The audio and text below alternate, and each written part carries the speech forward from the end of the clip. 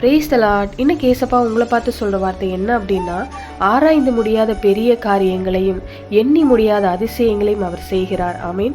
ஆண்டவர் இன்றைய நாளில் ஒரு பெரிய காரியத்தை உங்களுக்கு செய்ய போறேன்னு வாக்கு கொடுக்கிறார்.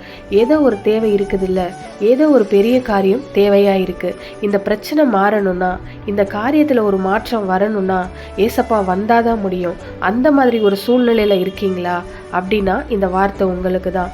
ஆராய்ந்து முடியாத பெரிய காரியம் அப்படின்னா இது எப்படிங்க நடந்துச்சு, இது எப்படி நடந்திருக்க முடியும், கிரகிக்கவே முடியலையே, எப்படி யோசிச்சாலும் இது புரியவே மாட்டுது அப்படின்னு சொல்ற மாதிரியான காரியத்தை ஆண்டவர் செய்வாராம். சாதாரணமான ஒரு காரியம் நடந்துச்சுன்னு வைங்களேன், இது இப்படி நடந்திருக்க வாய்ப்பு இருக்கு, ஹாஸ்பிட்டல் போனால் இது சரியாயிடும், இதை சரி பண்ணிடலாம், இதில் என்ன விசேஷம் இருக்குன்ற மாதிரி தெரியும். இதுவே இது எப்படி நடந்திருக்கும், இது நடக்க வாய்ப்பே இல்லையே, ஆராய்ந்து பார்த்தா கூட நினைச்சு பார்த்தா கூட முடியலையேன்னு அந்த மாதிரியான காரியங்களை ஆண்டவர் செய்வாராம். அதுதான் இயற்கைக்கு மேற்பட்ட வகையில் அற்புதம்.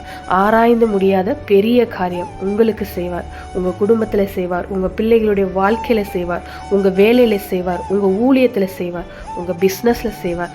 ஏதோ ஒரு காரியம் உங்களை மனமடிவாக்குது, பயமுறுத்துது, கைவிடப்பட்ட நிலைமையில் இருக்கீங்களா?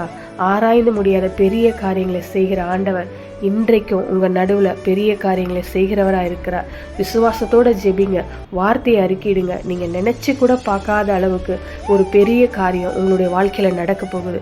விசுவாசத்தோட ஆண்டவரிடத்தில் வார்த்தையை அறிக்கையிட்டு ஜெபம் பண்ணுங்க. கர்த்தர் நிச்சயமாக உங்கள் வாழ்க்கையில் கிரகிக்க முடியாத அளவுக்கு ஒரு பெரிய காரியத்தை செய்வார். ஆமீன். God bless you.